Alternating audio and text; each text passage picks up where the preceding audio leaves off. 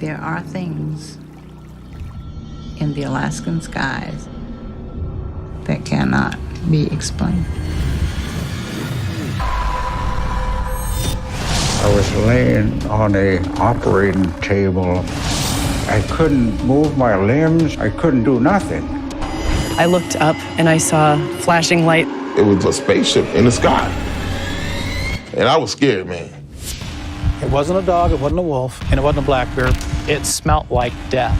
I have never in my life felt that kind of fear. My whole body froze. I hope I never see him again. I heard something really strange. It was like a sound that was bigger than me, bigger than all of us, really. And it just made me feel like something really bad was gonna happen. That is so creepy.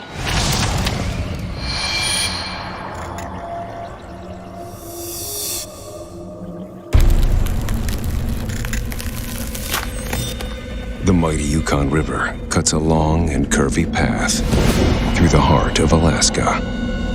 For the rugged hunters and trappers that call this river corridor home, the Yukon serves as their transportation hub and a key to survival. But the Yukon River is also deeply shrouded in mystery. Over the years, scores of Alaskans have disappeared while traversing the frozen waterway. Could an alien force find the isolation of the river ripe for abduction? Could the self-sustaining villages along the Yukon be targeted for their knowledge of the land?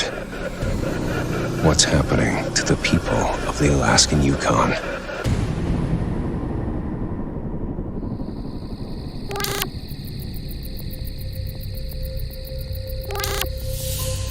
My name is Roger McCarty. I'm Koyukon Athabaskan from interior Alaska. For 22 years, I've had a strange object lodged in my leg. It's something that's not going to be of this world. It's an alien implant. Living in isolation in Alaska's unforgiving terrain has left Roger immune to most fears. I try not to be afraid of anything unknown. I was born and raised in Ruby on the Yukon River. There's no roads in or out. Harvest your food off the land. Life is a lot slower paced than in the city. It's just peaceful there. But while I was hunting alone, middle of the night, I had a terrifying experience. Roger's peace was shattered by an event so unbelievable, he's told no one. Until now. It was around mid-February. It was probably about 15, 20 below zero. I couldn't sleep, so thought I'd go out on the river and look for some wolves to hunt. I took off back through this slough. It was pitch dark out, just my snow machine light. I was almost getting to the Yukon, and just all of a sudden I just started feeling like I was being watched.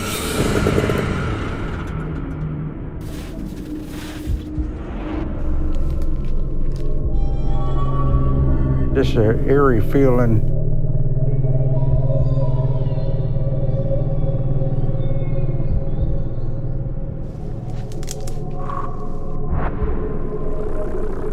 I just kind of got the chills, and it never really happened before like that. I thought, heck with this. I'm gonna head back to the cabin. At that moment, Roger went from being watched to hunted. All of a sudden, something stung me in the side of the leg here. I grabbed my leg. Ow, what the heck is that? It was just a burn. And I thought, well, I better keep going here. I feel like something's following me. Back at the cabin, Roger discovers a bloody wound on his leg. There's a spot of blood there. It felt like a BB right under the skin. But Roger has only traded one nightmare for another, more horrifying one. All of a sudden, I looked up and it was lit up outdoors like a stadium. There's a light coming from straight above the cabin. And it was just the brightest white light. I looked out the window and I could just see all over in the yard. I thought, wow, what the heck is that light? It can't be a helicopter. I don't hear nothing. And all of a sudden, the light went off.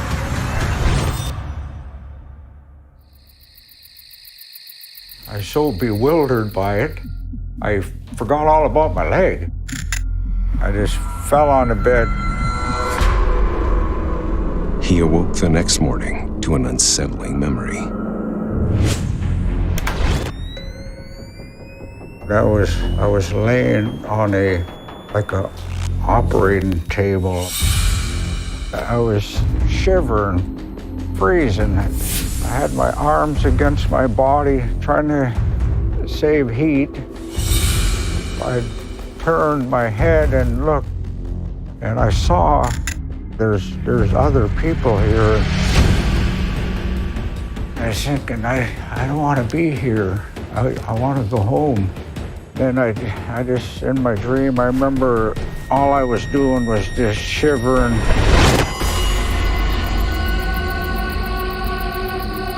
Before I knew it, I woke up and it was morning at the cabin. Was Roger's memory a nightmare or an alien encounter?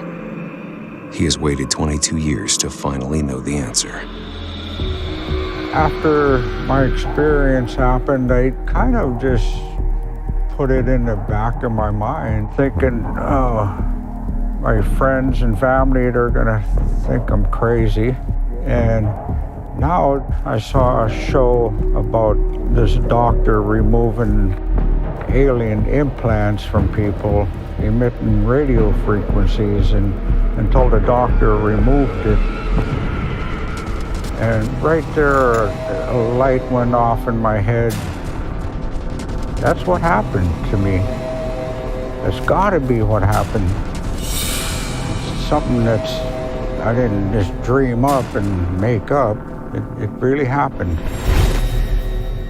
Part of me telling this to the world to prove what happened to me, and the removal of the object, and is it emitting radio frequency?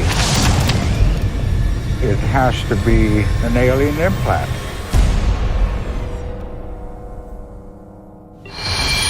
Coming up. Let's dig it out. I'm a little bit nervous, but more anxious. I just try to relax for a while. Well, we don't often get someone who's had something stuck in their leg for 20-odd years. Not sure what's going to happen. An ocean breeze puts the mind at ease. Beach, please. Here comes the hottest showdown on the shoreline. This year the competition is going to be bigger. 3 teams compete with the help of HGTV's expert designers. I don't play it safe. The team that increases the value the most will take home $50,000. But only one will be swimming in cash. Yes! All new season, Battle on the Beach. Stream now on Discovery Plus. We're back with another season of Bargain Bluff. We take the worst of the worst houses in Detroit. This is so gross. Fix them up, we style them up, and we sell them for an affordable price. I think it'll sell very quickly. And the buyer finally realizes their dream of home ownership with super stylish, fully furnished homes. Each a work of art. You guys are making a difference, I'll tell you. In the end, our city gets a brand new, one-of-a-kind house. Wow. Now that's a bargain. Bargain Block. Stream now on Discovery Plus.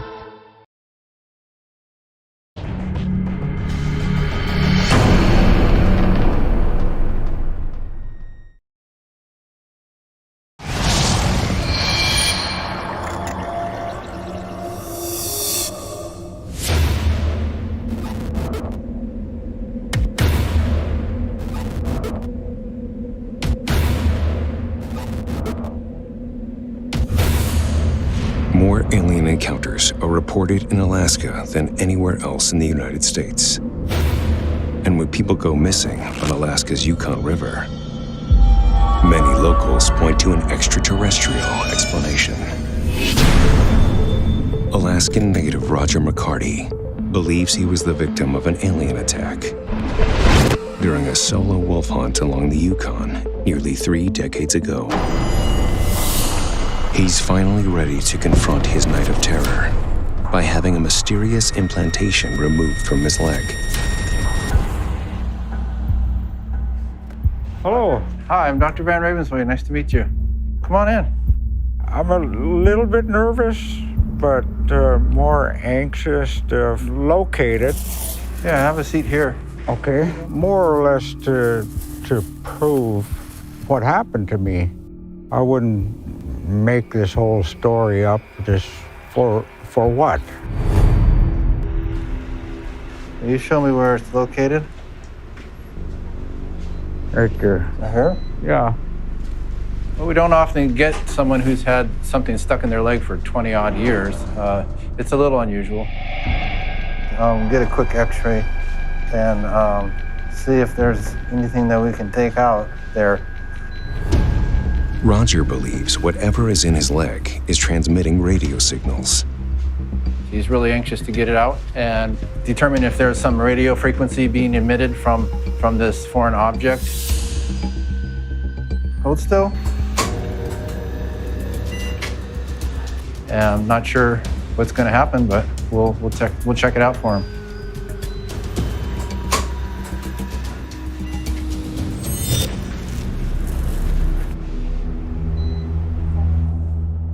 Radiologist? Oh, okay. Radiologist is on the phone.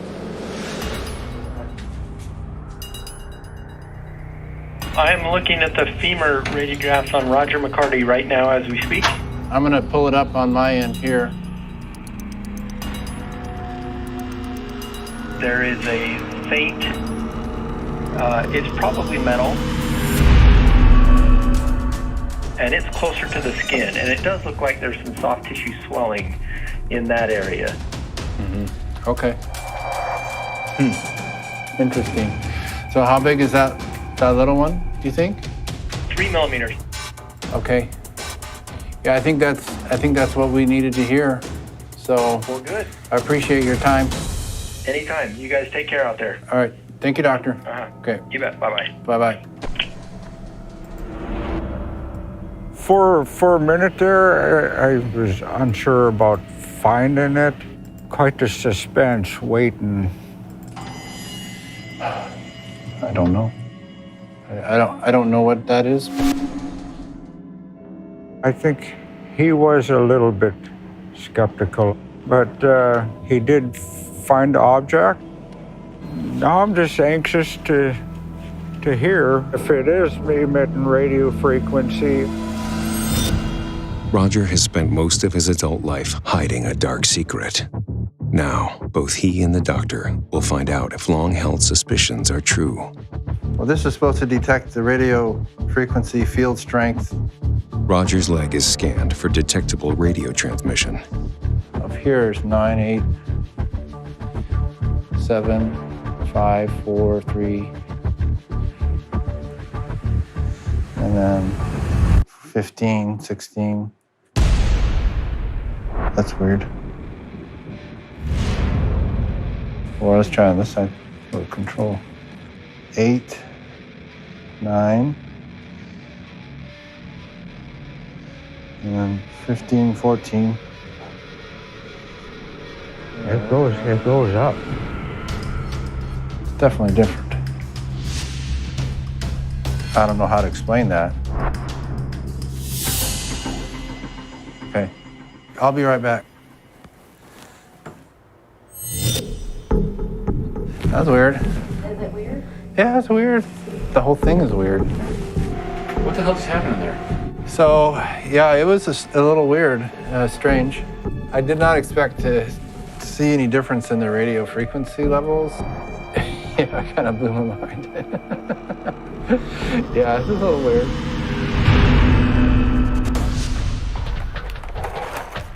Roger now wants the radio-emitting object removed. Just try to relax for a while. It's been a long time. I wondered. I'm a little nervous, but more excited to remove it. Almost done. Now I don't have to continue wondering for the rest of my life. Okay, I think I'm done. So should we check it? Yes.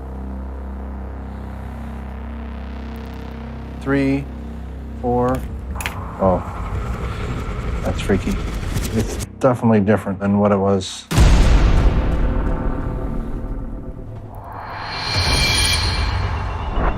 Coming up. Doesn't really change. I could shut off. Definitely was proof positive. Roger McCarty finds answers to the questions that have kept him up at night for decades. There's that little... To us? Your next endeavor. Working in the food business is hard. It's gonna be a ride. But working in food with your significant other? Just because we're in a relationship does not mean I won't fire you. You forgot to plug in the cooler last night. What's in there, cheese? Yeah, I can see now why people always say, like, oh, you never work with your spouse. The perfect pairing? Love you. Or a recipe for disaster? I'm not gonna do this. You cannot just leave me like this. Me or the menu? Stream now on Discovery Plus. Okay.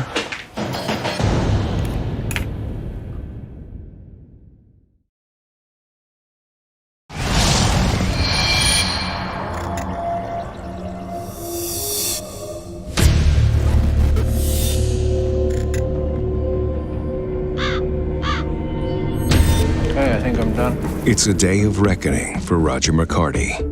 So should we check it? Yes. He's finally gaining the clarity he's been seeking. What is the alien element implanted in his leg? 3, 4. Oh, that's freaky. It's definitely different, though, than what it was. It's 5.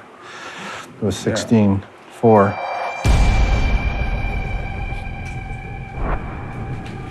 Well, I don't know. I don't know what to tell you about that. Dumbfounded, Dr. Van Ravensway has never seen anything like this in his medical career.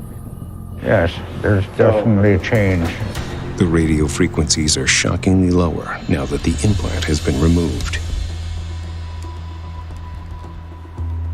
Okay, so there's 4, 3, 2 in the milliamps. Doesn't really change. I could shut off. Well, that appears, I don't know, but I have no idea why that is. Well, there you have it. There you have it. Can I see that? Yeah, you can see it. And there's that little critter. Roger finally holds in his hands the implantation that was mysteriously injected into his leg on Alaska's Yukon River. But what exactly happened to Roger that night, and why, remains a mystery. I don't doubt that he experienced something, and there was something there, because I mean, there's definitely something there. The specimen that we took out was a cylinder of tissue. There's definitely something there. I mean, the numbers didn't lie, but I think it was for real. I mean, I saw it, so.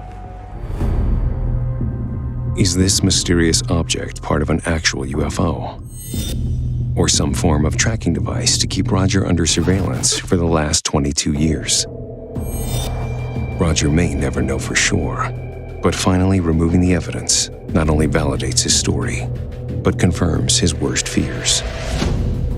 Some people don't believe in UFOs or aliens putting implants in people, but definitely was proof positive. It's going to be more known that they are out there. I believe it.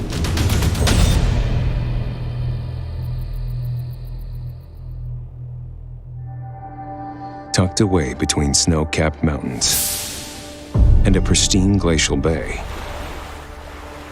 is the fishing town of Seward, Alaska. But above the picturesque landscape, the skies tell a different story.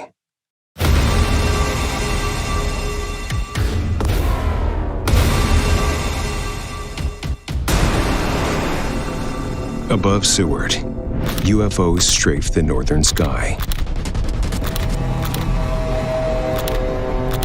All different style of aircraft, all moving in patterns not humanly possible, witnessed by wide-eyed residents below. Why Seward? What do these alien aircraft want with this small slice of Alaska?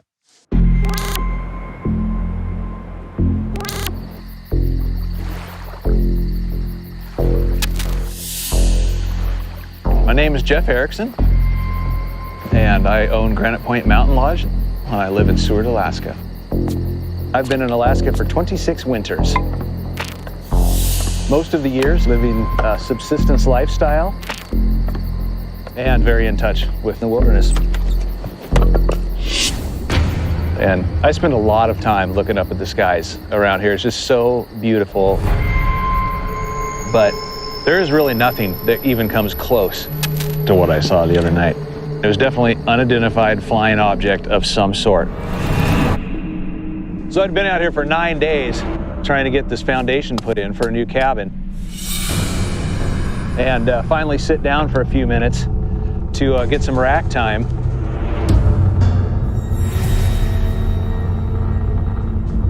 And I looked up and there was this crazy light in the sky. Jeff was lured from bed to the window by the horrifying lights and began to record what he was seeing without hesitation. They were moving so quickly with so much fluidity that I knew that it wasn't the normal craft in the skies. The speed in which they moved and the cornering, pulling G-forces that humans wouldn't be able to withstand. On that fateful night, across the bay from their lodge, Jeff's partner Melissa played tour guide for a friend who had recently moved to Seward and was in for the fright of her life.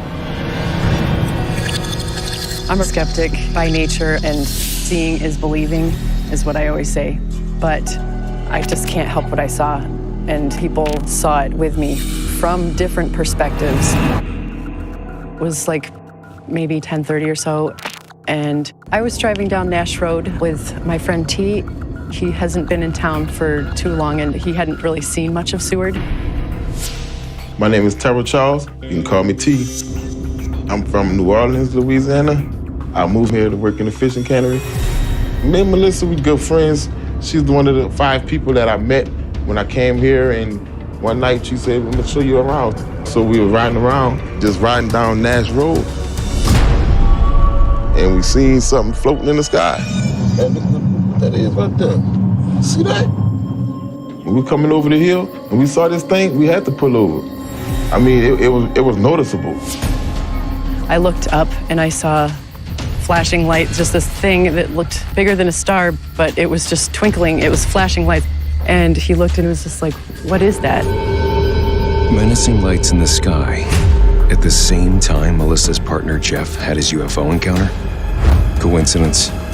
Or are they witnessing the same phenomenon? It was just like a spaceship, a machine thing, a saucer in the sky. It tripped our head out. We're like, I'm looking at her, she's looking at me. We were both looking at this. I ain't never seen nothing go that fast. That high in the sky. Man, it was scary. I was scared. Then it was dark. And then you just see the thing with the lights. The lights was beaming. And I was scared, man. I know what I saw. It scared the hell out of me.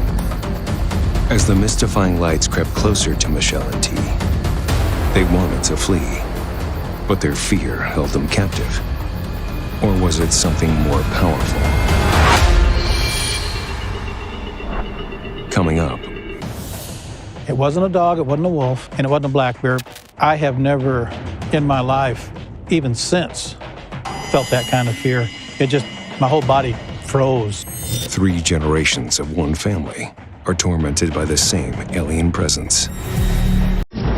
Our world is filled with mysteries. There's something around here for sure. But sometimes, the things that go bump in the night I just saw something moving in the woods. aren't just strange, they're terrifying. These are the cases we investigate. Oh, straight over there, straight over there, right over there.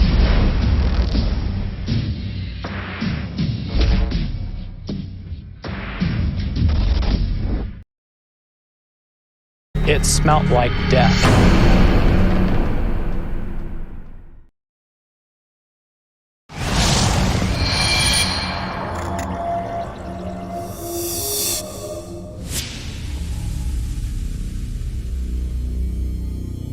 Over the years, there's been upwards of 2,000 UFO sightings in Seward, Alaska.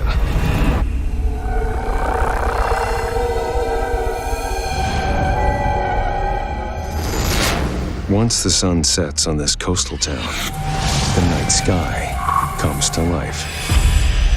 For Melissa Salgado and T. Charles, this night was cold, hard proof that the skies above Alaska are rife with UFO activity. We seen something floating in the sky. So we got out the car and we looked.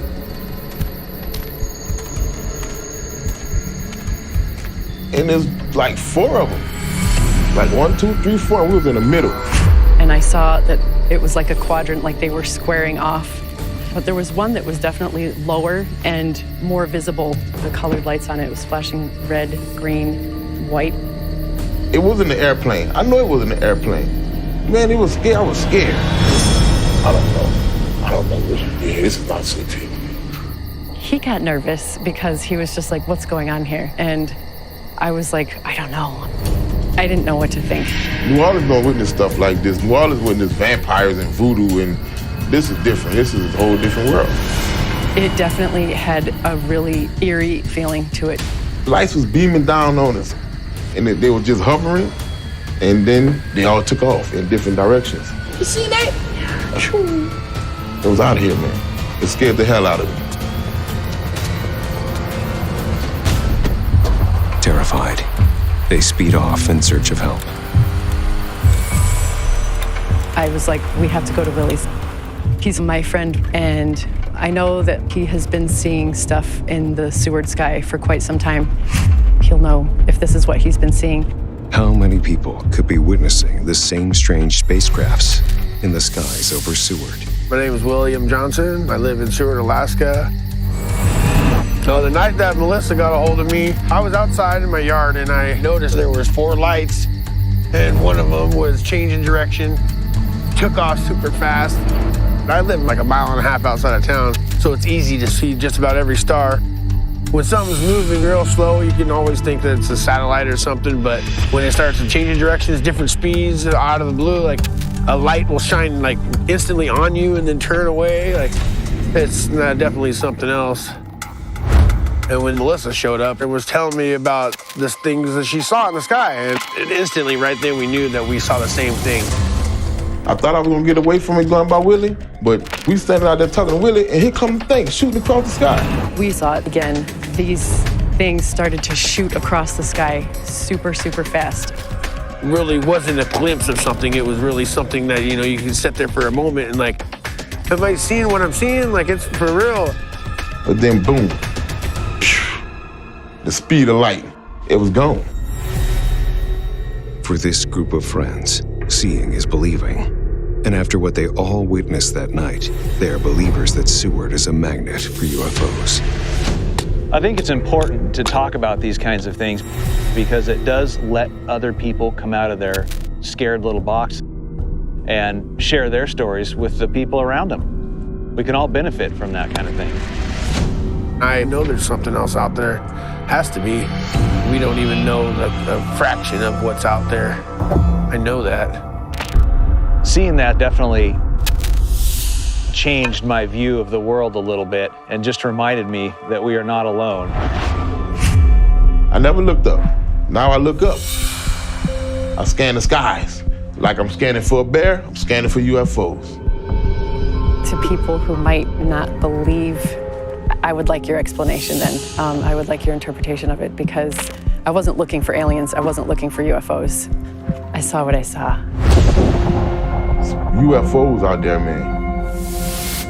Everybody sees them. They just don't say nothing.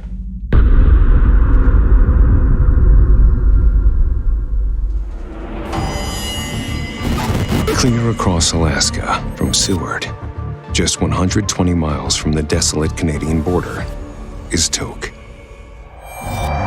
In this tiny Alaskan town, tucked between towering mountains and miles of deep forest, there are strange things afoot. There is an inexplicable extraterrestrial presence that has been stuck in the region for generations. I've talked to elders who have seen things. There are definitely things in Alaska that are unexplainable. I saw one of them. One family seems to be targeted by this menacing manifestation over 3 generations. What is this strange creature? Is it of this planet? What does it want with the Sumar family?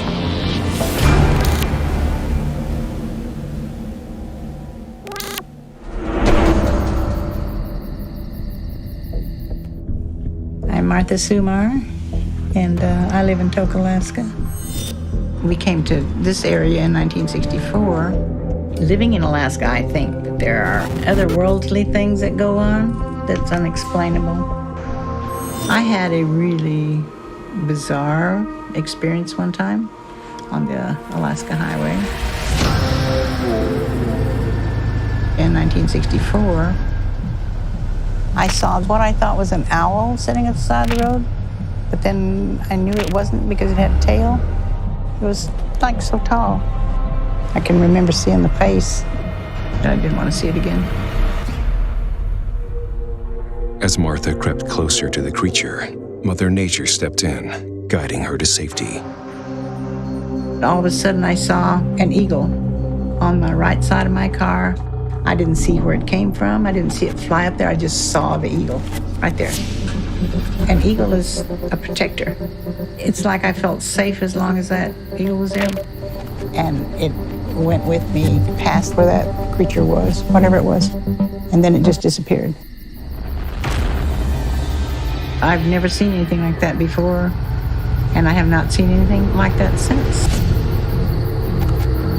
That eerie night was only the first time this otherworldly creature would stalk a member of the Sumar family.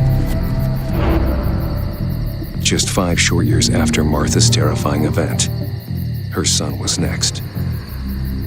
I'm Jeff Sumar. I lived in Alaska my whole life. I'm an avid outdoorsman, hunt, fish. I'm not afraid to go in the woods, but when I was 9, 10 years old, I saw something in the Alaska wilderness that terrified me. It was early fall, riding my bicycle back from a friend's house. We'd been over there playing all day. And I saw an animal that I didn't recognize. It was black, but it wasn't a black bear. Like its front legs were longer than the back legs, so it didn't run, it loped, almost like a gorilla does. There are no gorillas in this country. It wasn't a dog, it wasn't a wolf, and it wasn't a black bear. It came out of the woods, looked at me, and I stopped on my bicycle. That scared me. That was probably the only animal that I've ever been frightened of. I have never in my life, even since, felt that kind of fear. It just, my whole body froze, and I still have dreams of that. Just as Jeff was frozen in fear, other members of his family had their own revelations. We were so frozen in terror, and it felt like all the heat. This is our new city, and we are home. I'm not happy with my marriage. There's something going on I don't fully understand. He has this little double life. It went from like Pleasantville to Sex in the City. There's such a bigger variety of girls out here. Maya's really fragile because of everything with Matt's. Can I ask what happened? Welcome to Plathville. Stream now on Discovery Plus. Tori and I decided to make an offer to my dad for the north side of the farm. He didn't come in to negotiate. He came in to demand. Do you want to make money off your own family, or do you want this legacy that you've preached about for 10 years? It doesn't surprise me that they're having a falling out. We got to break this cycle. Things have changed. Things aren't going back. Little People, Big World. Stream now. In your body just disappeared. It smelled like death.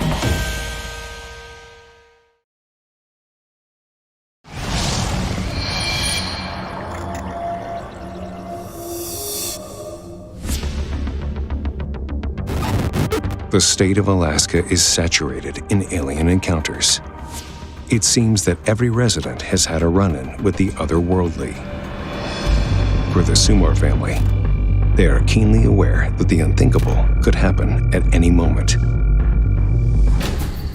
I saw something in the Alaska wilderness that terrified me. It was black, but it wasn't a black bear. Like his front legs were longer than the back legs, so it didn't run, it loped. But Jeff's frightening bike ride wasn't the last time the alien tracked a member of the Sumar family. Not too long ago, my youngest son came over to the house and he told a story about a critter he had saw. And I got to think, well, wait a minute. That's the same exact spot where I saw my critter when I was a kid. And I would like to take him out and see if he recognizes the spot if I pointed it out. And for the first time, father and son returned to the scene together. It hasn't changed hardly at all. No. So you were riding on your bike? Yeah. We were up on the highway. It was in one of these clearings.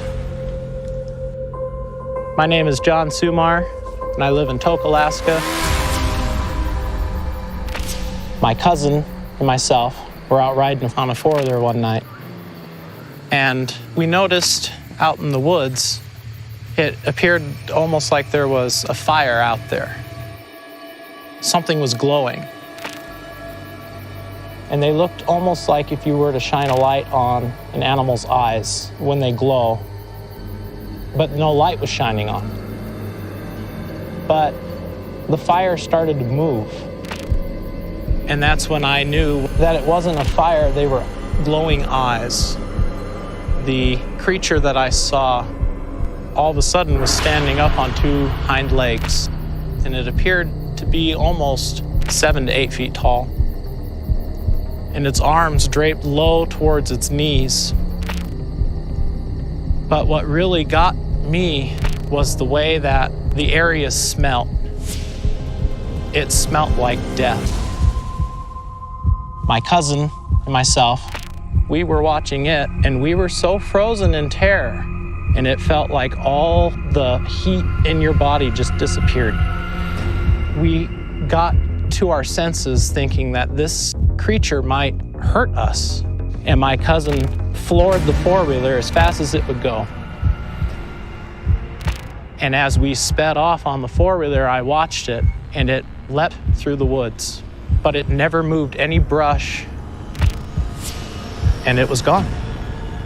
It just vanished. It came out and stood right here by this tree. Well, that was when? 69, 70? Yeah. The one I saw was in 98 or 99, and it seems like you saw a smaller critter than what I saw, but maybe it was just not. Maybe mine grew up. That's almost what I was thinking. It's almost like it returns to a certain spot. Simply returning to the scene of their encounters scares the Sumars enough not to linger. Well, before we see him again, let's go home. Whether or not the Sumars have seen this alien for the last time, they'll always keep their eyes turned towards the woods. There are a lot of stories here in Alaska where these events take place a lot. If you are lucky enough to survive an encounter, you're one of the chosen. If you're not lucky enough to survive the encounter, nobody ever hears about it. I don't feel I was chosen. I feel I was spared. So I hope I never see him again.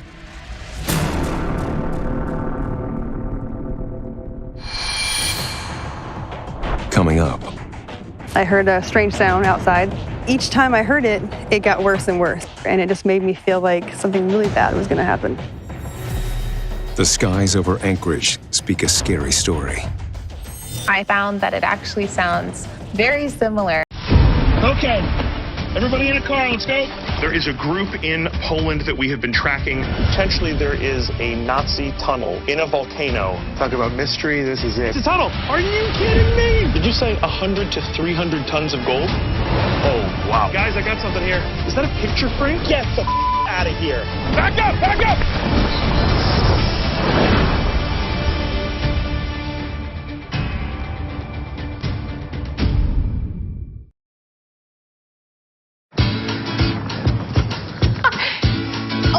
Today's gonna be a fun day. You're gonna see me smile more than you've ever seen me smile before. The theme is go big. Try bite. This is why cooking shows are so fun. Anything's possible. One more bag. Oh. I'm just gonna have a little taste. Who wouldn't want to come over for this? Magnolia Table with Joanna Gaines. Stream now on Discovery Plus. To what is called a tritone, the devil in music.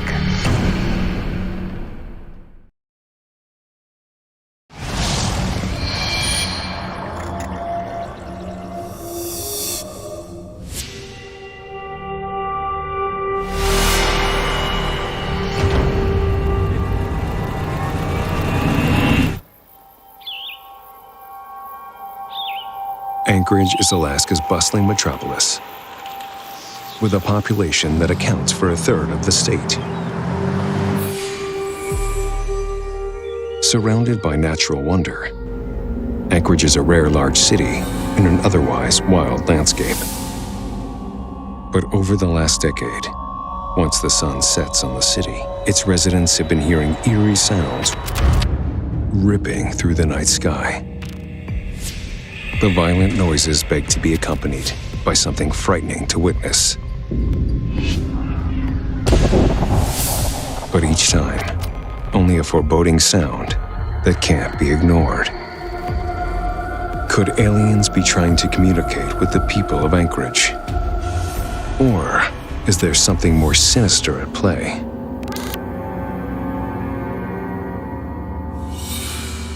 My name is Melissa. I live in Anchorage, Alaska, and I heard something really strange that I can't explain. It was like a sound that was bigger than me, bigger than all of us, really. It was super late at night, like 3 in the morning or something. I heard a strange sound outside. Then I just started recording. That is so creepy. It sounded kind of like something that was a really heavy metal object, I guess, being drugged underwater. It's an odd sound that I've never heard any other time in my life. And it just made me feel like something really bad was gonna happen. As I sat out there and I heard one after another, each time I heard it, it got worse and worse. It got louder, and then I started to feel more and more uncomfortable. And I hope you guys can hear this. Feeling like there was something out there with me. Oh gosh. The 6th one that I heard, I got super creeped out. No, that's creepy. Huh? And I had to go inside. Everyone was sleeping at my house when I heard it. If one person hears it, you think that everyone around you would hear it, but that's not the case. It's almost like I was chosen to hear it. And if I'm chosen for that, I don't think it's a positive thing. To me, that's scary. But Melissa may not be the only chosen one. There are other earshot witnesses who have dug deeper to get to the bottom of these sounds. My name is Delana Green, and I'm a piano and performing arts instructor here in Alaska. Over the last few years, there's been a tone, and there may only be one or a few people that actually hear it, almost like they were chosen to hear it. Once I myself heard the tones, it was weird and different and disruptive and turbulent. When I started seeing that others had heard the same thing, there started to get a little bit more of an eerie feeling. That eerie feeling led Delana to use her professional training to decode the mysterious tones. I found that it actually sounds very similar to what is called a tritone. Playing it creates this dissonance. There's unresolved tension. And tritones have been known over the years as Diabolus in Musica, the devil in music. With all the phenomenons that we have in Alaska, like the Northern Lights, it's very possible these sounds could be coming from another world, another place. No one can say for sure when the sounds will return or what exactly they want. But Alaska's vastness holds mysteries we can't begin to understand.